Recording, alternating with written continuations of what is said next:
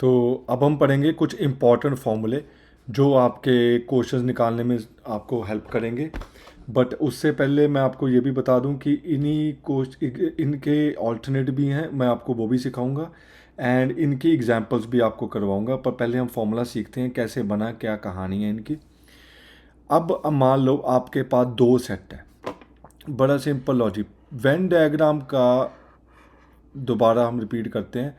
ये आपके पास दो सेट है, इसको इस तरीके से लिखते हैं। इसके बाहर वाला जो होता है वो यूनिवर्सल सेट होता है। दो सेट का नाम दे रखा है ए और बी, याद रखना। उसके ए और बी, जब तक आपको वेन डायग्राम में बड़ी इंपॉर्टेंट चीज़ है, जब तक आपको ओनली वर्ड नहीं यूज होता तो आप ओनली नहीं लोगे। ए होता है एक होता है ओनली ए, ठीक है जी। ये आपकी मेन चीज़ है, बी हो या ओनली बी। ए का मतलब है, मान लो ए बच्चे हैं जो फिजिक्स पढ़ते हैं, ठीक है जी, और बी बच्चे जो हैं वो आपके पास केमिस्ट्री पढ़ते हैं, मान लो फॉर एग्जांपल।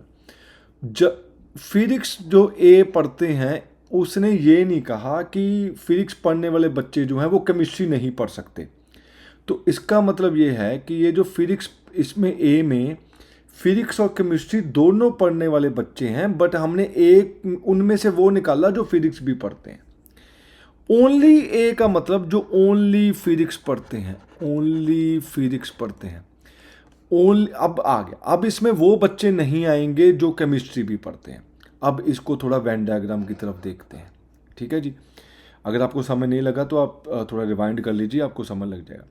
ये जो पोर्शन होता है, ये जो पोर्शन होता है आपका, ये पोर्शन आपका होता है इंटरसेक्शन का। ये क्वेश्चन फॉर्म के तौर पर कौन सा होता है, ये आपका पोर्शन इंटरसेक्शन का। ये पोर्शन जो होता है ये ओनली ए का होता है, ये पोर्शन जो होता है ये ओनली बी का होता है, ठीक है जी। तो इन तीनों को इंक्लूड करके आपके पास आपका एक यूनिवर्सल सेट बनता है। जो ये ए फिजिक्स की बात करी थी मैंने यहाँ पे, ये बाहर वाला ए है, वो बाहर आएगा। उनमें से कुछ बच्चे हैं जो फिजिक्स और केमिस्ट्री दोनों भी पढ़ते हैं, बट जब तक ओनली वर्ड नहीं यूज होगा तो आप अपनी तरफ से अजम्पशन नहीं लोगे कि ये ओनली ए है या ओनली बी है या ओनली फिजिक्स है या ओनली केमिस्ट्री है, जब तक वो ओनली वर्ड यूज नहीं होता।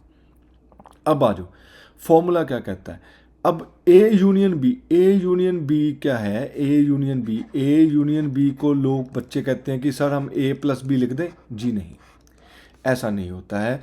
ए यूनियन बी का मतलब है आपके पास वो एलिमेंट जो ए में है, ओनली ए नहीं यूज़ किया है मैंने, ए बी में है, और ए वाले और बी वाले।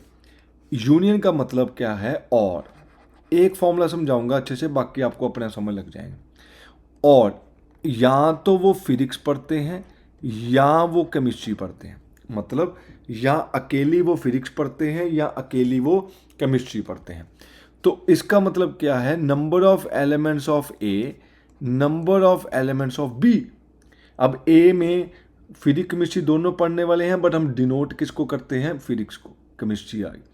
उनमें से ये वाले जो बच्चे हैं जो दोनों पढ़ते हैं, इनको हम माइनस कर देंगे तो हमारे पास क्या आ जाएगा, ए। या तो सिर्फ हमारे पास फिजिक्स पढ़ने वाले बच्चे आ जाएंगे या फिर हमारे पास केमिस्ट्री पढ़ने वाले बच्चे आ जाएंगे।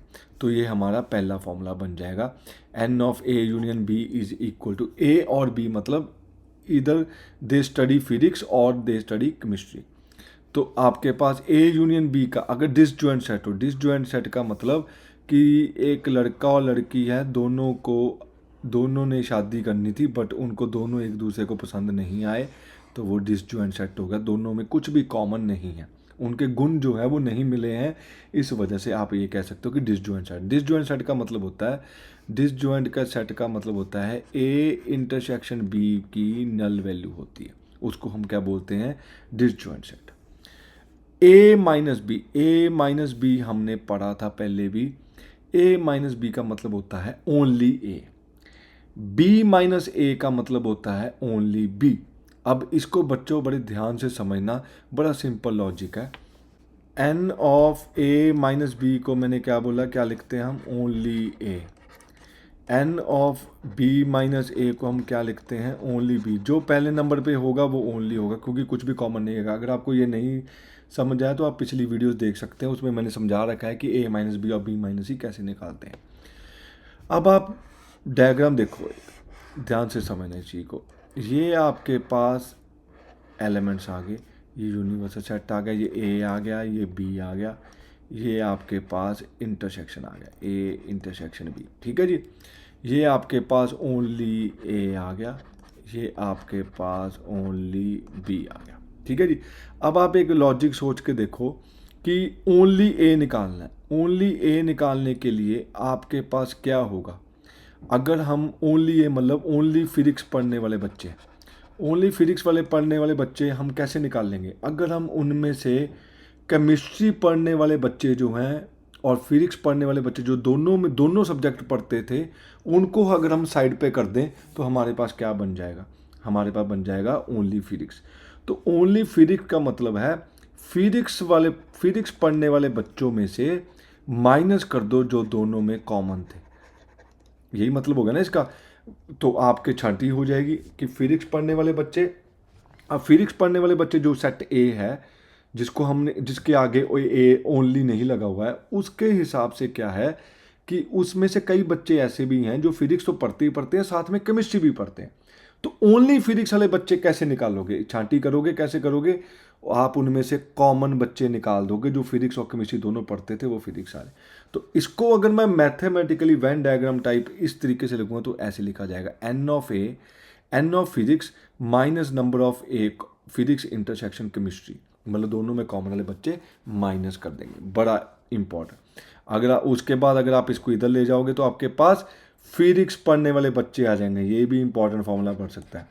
फिजिक्स पढ़ने वाले बच्चे कैसे आएंगे? ओनली फिजिक्स पढ़ने वाले में से अगर हम दोनों में कॉमन ऐड कर दें, वही बात बन गई। तो वही चीज़ है हमारे पास, समझ के बाद।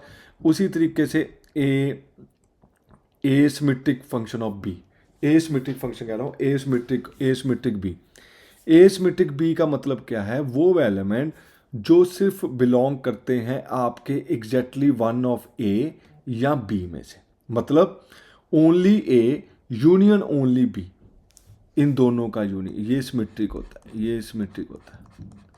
तो अगर हम इसको दूसरी लैंग्वेज में भी लिखना चाहें, तो अगर हम इसको दूसरी लैंग्वेज में लिखना चाहें तो हमारे पास ये फॉर्मूला बन जाएगा, n of A minus B plus n of B minus A. इसको हम बोलते हैं वो एलिमेंट जो सिर्फ एग्जैक्टली वन ऑफ ए और बी में से बिलोंग करते हैं, या तो वो ए को बिलोंग करते हैं या वो बी को बिलोंग करते हैं। तो यहाँ वर्ड यूज़ हुआ है, यहाँ के लिए, यहाँ मतलब और के लिए हम क्या यूज़ करते हैं? प्लस के लिए हम क्या यूज़ करते हैं? यूनियन। तो इसका मतलब या तो वो फिजिक्स पढ़ते हैं या फिर वो केमिस्ट्री पढ़ते हैं, ठीक है जी। तो इन दोनों का हम यूनियन कर देंगे, तो लिखेंगे physics union of only chemistry, ये लॉजिक बन जाता है इसका। तो जो इंग्लिश में लिखा होता है उसको अगर आप बड़े ध्यान से पढ़ोगे, उसमें से की वर्ड उठा लो आप।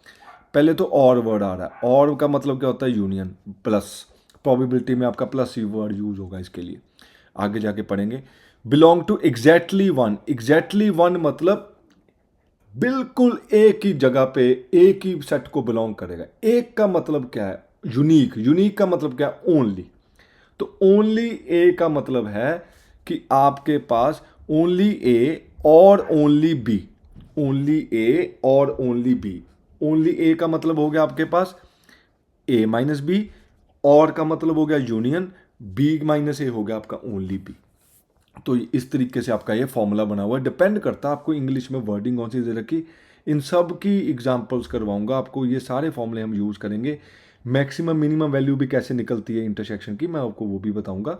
बट ये एक बार लॉजिक समझ, ये थे दो। अब इनमें से इनके ए माइनस बी का फॉर्मूला थर्ड फॉर्मूले में से पुट कर देंगे और बी माइनस ए का फॉर्मूला पुट कर देंगे, तो हमारे पास ये फॉर्मूला बन जाएगा। बड़ा इंपॉर्टेंट फॉर्मूला है। एक में ये बड़ा इंपॉर्टेंट फॉर्मूला बन जाएगा। एन ऑफ ए, मैं दोबारा लिख देता हूँ, वहाँ पे थोड़ा ब्रेक हो रखा है। N of B minus 2 times n of A intersection B, अगर आप पुट करोगे ड्राइव करोगे तो ये फॉर्मूला बन जाएगा। डायरेक्ट फॉर्मूले वाले भी मैं आपको डायरेक्ट फॉर्मूले से भी बताऊंगा, शॉर्टकट तरीके से भी बताऊंगा इसके क्वेश्चन कैसे सॉल्व होते हैं।